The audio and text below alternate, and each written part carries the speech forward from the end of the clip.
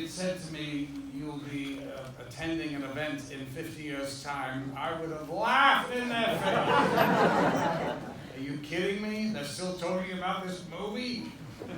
It is a remarkable film, I will say. And it's remarkable because it's from a remarkable book, and Anthony Burgess, who wrote this masterpiece, and it is a masterpiece that he wrote.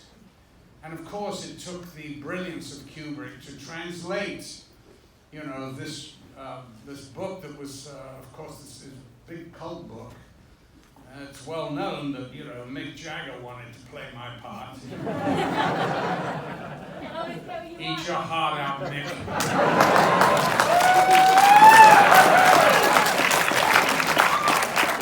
I don't think he minded, actually, because I did get to know him at one point. But, of course, they, you know, a lot of the musicians were great fans of the book. And, you know, what can I say about this movie that I haven't said a million times? I do try now to go back in my mind to what it was like actually to be on the set and the minutiae of actually working with Stanley. But I found that to be pretty boring. When you think of it, it was a great collaboration because and I think, you know, a lot of actors, leading actors of his, like Jack, for instance, or Ryan O'Neal, would say that he's really not a very good actor's director. It doesn't mean to say that actors can't give great performances in his movies and all the rest. That's not what it means. It means that really his whole concentration goes on the casting of the movie. And in fact, he told me that he laid the Clockwork Orange aside because he couldn't find an actor that he thought could do it. Thank God he saw me in a movie called If, which is a brilliant movie. And so when I went to meet with him, you know, he told me about this book, and he said, have you heard of it? And I went, no, I haven't, of course. Because I'd been isolated at the Royal Shakespeare Company, becoming a fossil, which is just about what happens at that place. But I'm being rude about it, actually, but good, it deserves it. Anyway, he asked me to read the book and get back to him. Well, I read the book the first time, and I must admit, I struggled a bit. I had to keep reversing back to the glossary in the back of the book, and I couldn't get it, really. I was shooting it on a movie, so really, anyway, I read it the second time, and I thought, wow, how's he going to make this into a movie, you know? And then the third time I read it, I went, my God, what a part. Oh, God, I've got to play this part. And so I called him. Now, this took a week. And Stanley made some comment like, I thought you'd forgotten about me or something. You know? I went, no, I just wanted to make sure that I knew what I was talking about, you know. So Stanley does all his directing before the movie starts shooting.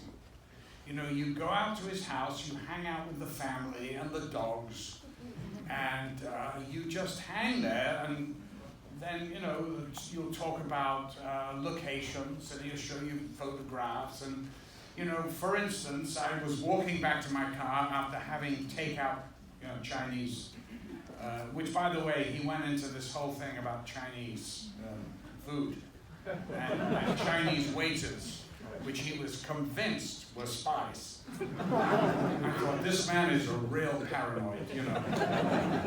But now, I'm beginning to wonder. Anyway,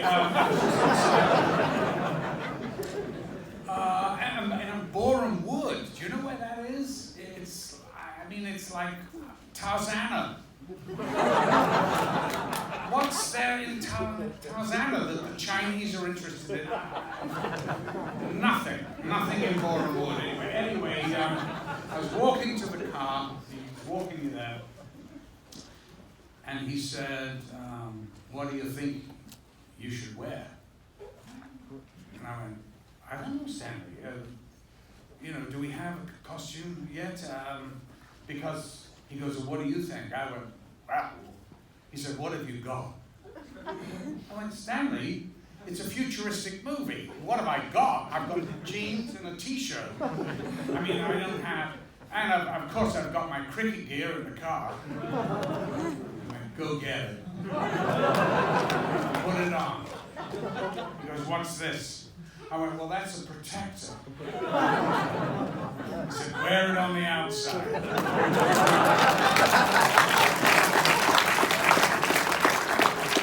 I was wandering through this boutique called Bieber, and at the cash register, there was a yard of eyelash.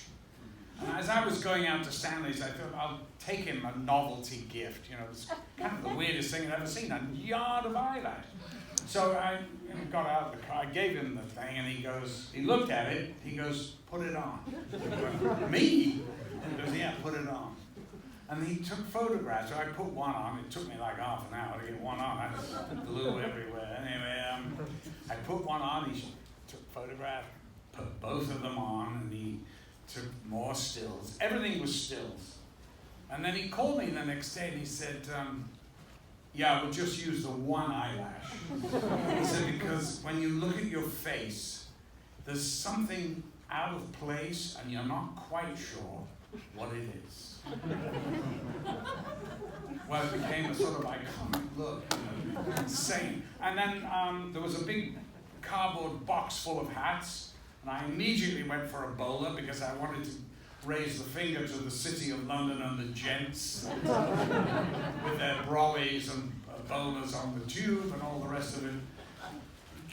And that's basically how it all started, from those little things.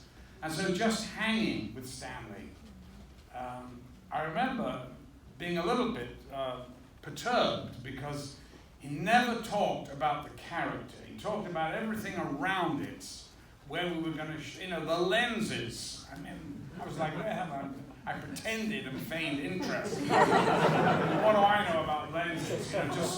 Get me in the frame, let me do the damn thing. And then it was talking about, these tiny mics and transformer mics. Well, I think it was the first movie they actually used them in. They were used for outside broadcasts before that. Malcolm McDowell!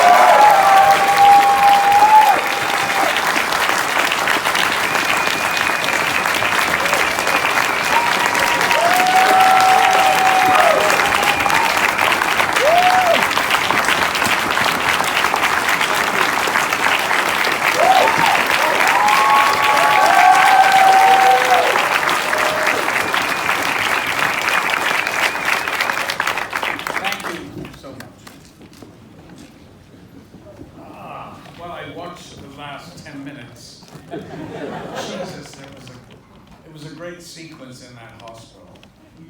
We killed that. It's interesting, the psychiatrist that comes in and shows me the pictures, it was originally scripted, and after like 10 takes, Stanley, I want to just say whatever pops into my head. I went, oh, okay, go ahead. And that's what happened. And it's interesting because the energy just shifts. It's a tremendous, there's an infectious kind of energy that happens because of that. And it's weirdly, sometimes your intuition tells you things and you don't know why. And that was one time. We sat there without turning the camera for 5 days. And in the end, actually I used to laugh as I'd drive into work and I'd see a Harrods furniture van, and I knew that Stanley was changing the furniture, thinking that maybe it was something to do with the furniture. And it's funny, I was sitting down, and as he passed me, he just said, "Can you dance?" Now by this time I was bored stiff. And I went, can I dance? I'm singing in the rain. Whack! And I looked at Stanley, and he was laughing so hard he was crying. He stuck his handkerchief in his mouth. And there it was, the key to it, because, you know, it suddenly brought this very distasteful character who's this, you know, immoral man. But you don't really want to see him raping somebody. You don't really want to see them beating this guy in a realistic way. It's just not going to serve the film. And it's almost Shakespearean, you know. I was trying to think of a character in a major studio movie that was immoral, like Alex, and I honestly couldn't think of one. Because usually they give him a redemption, you know, he ends up being a bank manager or something. or giving money to the local charity or whatever. And in a weird way, the only one I could actually think of was Richard III, which was a movie, of course, done by Laurence Olivier. And in a weird way, I always had his performance as a sort of inspiration, you know. I didn't copy it, but it was there as a kind of touchstone.